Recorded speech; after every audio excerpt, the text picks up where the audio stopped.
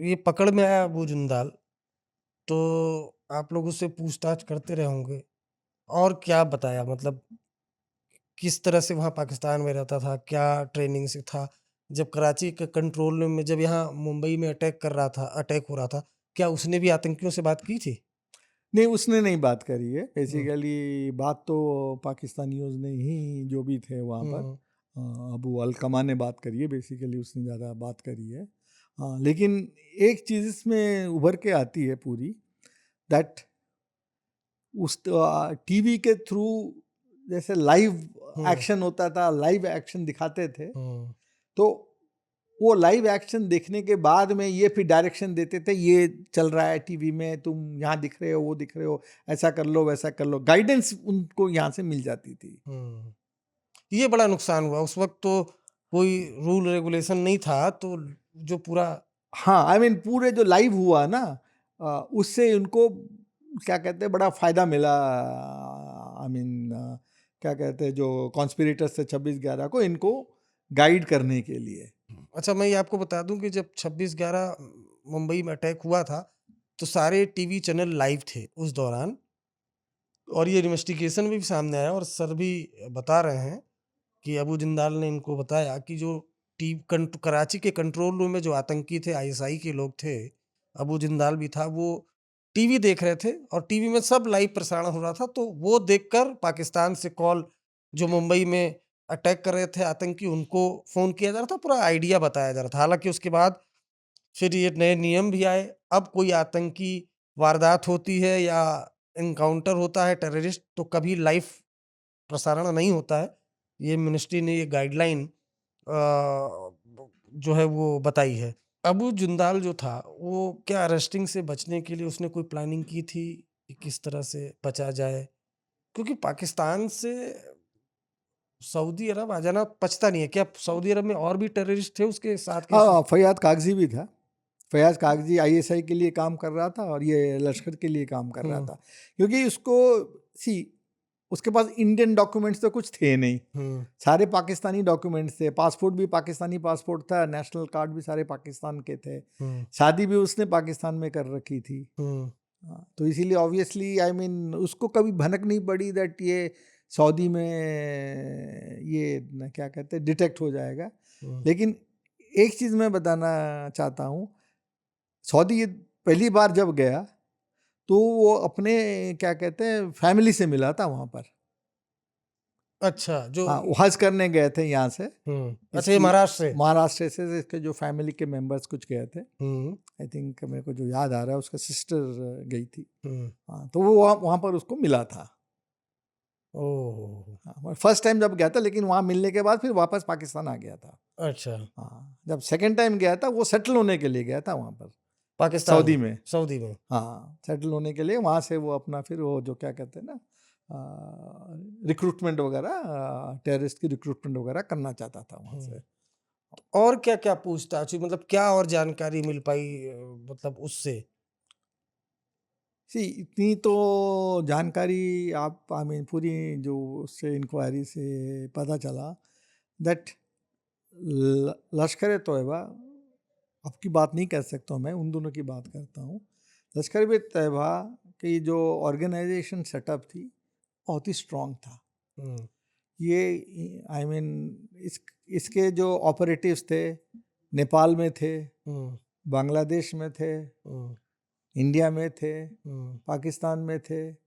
और सबसे हैरानी की बात होती है, उन दोनों की बात कर रहा हूँ मैं, 2006 की बात कर रहा हूँ, बिना कोई ट्रैवल डॉक्यूमेंट पे, बिना कोई पासपोर्ट से ढाका से वो कराची पहुंच जाता है थ्रू पाकिस्तान इंटरनेशनल एयरलाइंस। तो हुँ, आप समझ रहे होगे किस तरह से क्या कहते हैं इनकी पकड़ थी हुँ, मतलब उन दिनों। पाकिस्तान की सरकार पूरा संरक्षण ही दे रही है, ये कह सकते हो, और क्या? आप कह ही सकते हो, मैं तो हुँ, यही कह सकता हूँ दैट हुँ, पाकिस्तान आईएसआई पूरा इनको पूरा बैक करता था हुँ। टोटली। अच्छा, ये जो टेररिस्ट जो इस्तेमाल कर रहे थे मोबाइल फ़ोन, जो मुंबई में अटैक, उनको वो वीआईपी कॉल्स, उनको ट्रैक कैसे किया गया? कैसे इंटरसेप्ट किया गया?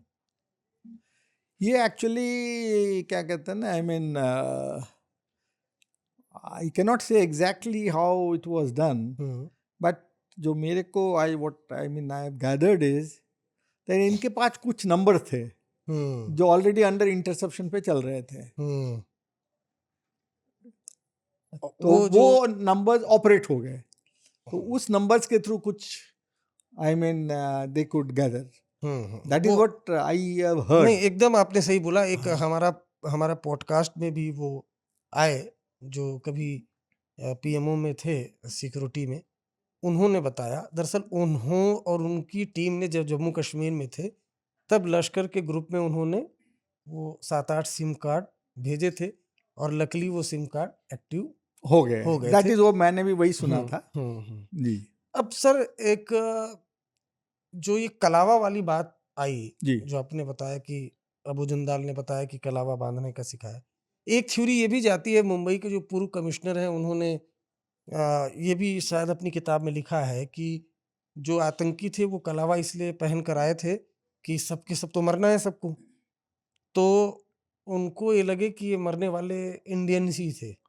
हाँ, ये तो क्लियर था क्योंकि जैसे मैंने बताया ना दैट इन्होंने जो मेल भी भेजी है, जो पहले जो क्लेम किया है वो डेक्कन मुजाहिदीन के नाम से क्लेम किया है। हम्म, हाँ, इन्होंने नहीं क्लेम किया दैट ये लश्कर का है या लश्कर की ऑपरेशन है एंड ऑल दैट। हम्म, तो ये चाहते थे यही प्रोजेक्ट करने के लिए दैट भाई ये इंडियंस ही हैं, जिन्होंने भी अटैक किया ये इंडियंस ही है, ये भी यही चाहते थे प्रोजेक्ट करने के लिए।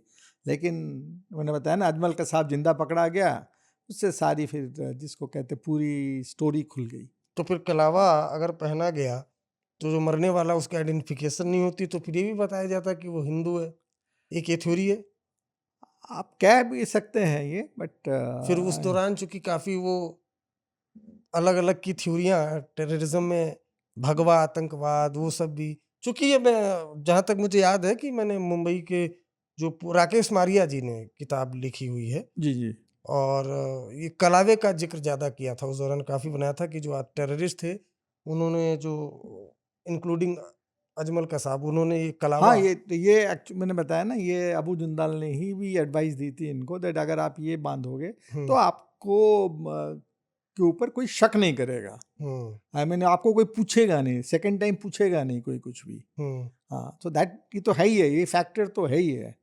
हाँ, अबू जिंदाल और क्या बताया पाकिस्तान के बारे में, खासतौर से इस ट्रेनिंग के बारे में, कि किस तरह से ट्रेनिंग होती थी, और क्या ये उन टेररिस्ट के साथ रहता था, और कोई ऐसी अनयूजुअल चीज आपको याद है जो इंटरोगेशन के दौरान? नहीं ये इनकी जो क्या कहते हैं ना, इनको पेमेंट रेगुलरली मिलती थी अबू जिंदाल को भी, अपना भी कुछ काम उसने शुरू कर दिया था वहाँ पर पाकिस्तान में। उसके अलावा लेकिन इनको क्या कहते हैं, पैसा इसको मिलता रहता था लश्कर के जरिए। हाँ, लश्कर के थ्रू इनको पैसा ये पूरा मिलता रहता था इनको ये पैसा। एंड जैसे मैंने बताया पहले भी दैट इट्स क्या कहते हैं, ये जो लश्कर तोयबा का था ऑर्गेनाइजेशन है, it is totally backed by पाक ISI। ये तो एब्सोल्युटली क्लियर है, उसने ये बता दिया that it is totally backed by पाक ISI। एंड और 26/11 में भी पाक ISI का हाथ था, ये क्लियरली ये बताया गया।